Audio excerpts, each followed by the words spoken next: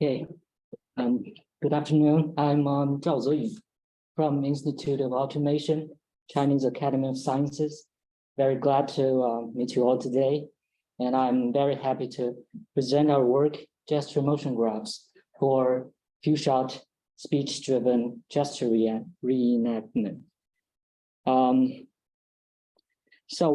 Most modern data-driven works in the field are designed to generate gestures in a general manner, which means they obtain large-scale data sets and train models like neural networks, more specifically GANs or diffusion models, etc. However, we encountered a problem that more often in our practice, we need to provide co-speech gesture results given only few-shot examples. For example, to generate new gestures that resemble the given reference gesture of an actor that is synchronized with in the wild speech, audio, or text. We tried training networks or fine-tuning, but the training and the results are very unstable. Inspired by this work, where they design video motion graphs for reenacting video frames of co-speech gestures, we succeeded in reenacting gestures for skeletons via the proposed gesture motion graph. The general idea of our gesture motion graph is given, well, there is something wrong with the font, but not important. Given the few shots samples of our target actor as the reference speech, we can detect its onset from its audio, keywords from its text, and we can calculate distances between the gesture frames. Using this information, we can then construct a gesture motion graph that describes this reference speech with each frame as a node and the continuity relationships as the edges. Thus, when we have the new test speech, we can run similar detection and split it into subsequences and search in the graph for paths of frames that is synchronized to our given speech for each subsequence, a test subsequence. In that way, we can reenact both rhythmic and semantic gestures. More specifically, for graph construction, we first generate regular nodes for every frame in the gesture sequence. After that, we can run onset detection on the audio and keyword matching on the text to locate the positions of rhythmic and semantic events and mark the corresponding nodes that can be called key nodes as onset and keyword nodes. These key nodes softly divide the gesture into subsequences with jump connections. Sometimes the speech itself contains inner interruptions. So we also have break nodes here that is not continuous with the next frame. For edges, we first have the natural edges for two adjacent frames in the original gesture sequence, and unnatural edges from arbitrary frames with small enough distance that can be considered continuous. The edges are directed and with the distances as the weight. As for the distance for the pose, we calculate that for any of two frames we call that the left and is right frame. We not only consider the difference between the positions and or rotations of the skeleton joints, but we also take their velocity into account. And then a dynamic threshold that averages the distance between the left frame and appending several frames, respectively, is designed here to determine whether an edge should be put here. Furthermore, pruning strategies are needed to design to ensure that there are no crazy loops inside this graph. One is that if there are a continuous series of right frames for one left frame, we only reserve the first one. And the second is that when we see the neighbors of the left and the right frame as two groups, when there is already an edge across the two groups, we discard this right frame. And that's the construction of the gesture motion graph.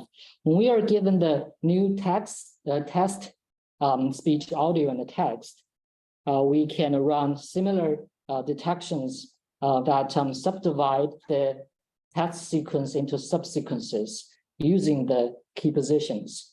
And we can run beam search in the graph for paths of frames for each test subsequence. And finally, we can blend them together to form the final reenacted gesture. The beam search is a parallel greedy algorithm that starts with several initial nodes and followed by expanding all their child nodes and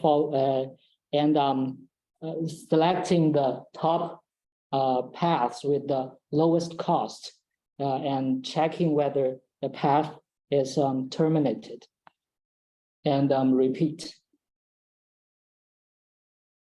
For the cost, we consider both the overall distances along the whole path and the difference between the lengths of this path and the target path of the target test sequences.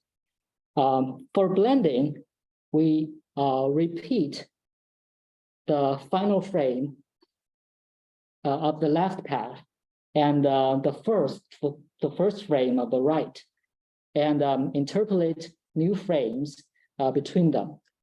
For example, we can set the weight of the how can I pull the top one. We for example, we can set the weight of those nodes 0.8, 0.6, 0.5, 0.4, 0.2, and the bottom ones 0.2, 4, 5, 6, 8, and we can then interpolate them. This only happens on the joining position of the two paths. We design a feature-based initialization for the beam search. For a key node, as shown in the picture, the biggest one, the feature is designed to be the sequence of lengths of several trailing natural subsequences divided by other key nodes.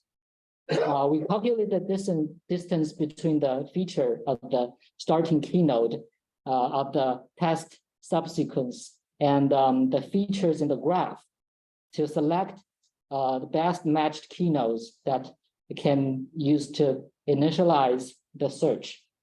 The search is designed to normally terminate at an onset or keyword node for searching for a rhythmic or a semantic test subsequence, respectively.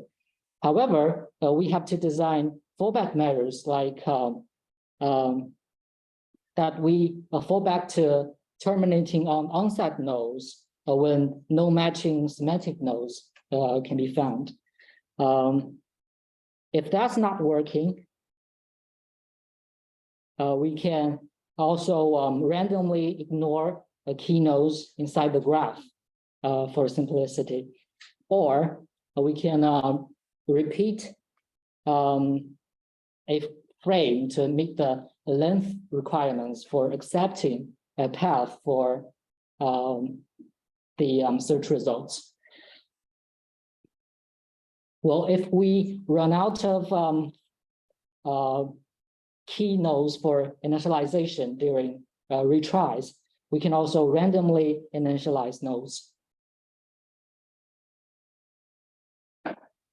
For evaluations, instead of the original goal of the challenge, we simulate a few-shot scenario where for each test clip, we randomly pick one training, one main agent training data, which is on average only 0.25% of the whole training set as the reference speech.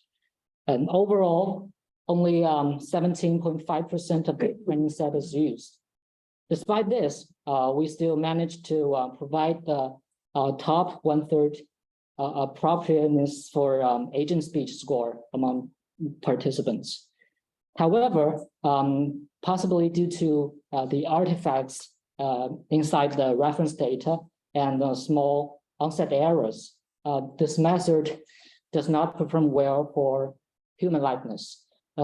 Besides, we also conduct ablation studies to show that our designs are key factors that make this method work.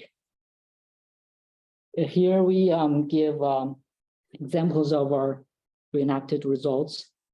That the first one synchronizes well to the speech. So can you ever record any advertisement that you personally feel interesting, that you have some inspiration on it? But you can see when there is abnormal gestures or high frequency onsets in the reference speech, it can be a little odd, like in the following example. But in the end, you find that you also gain a lot. I mean, definitely you have sacrificed a lot, but I mean, something different that you have never experienced. Yeah, there is an odd T-pose here, apparently in this reference.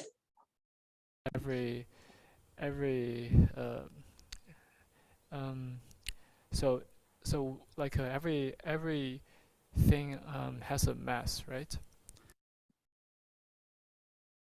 Oops.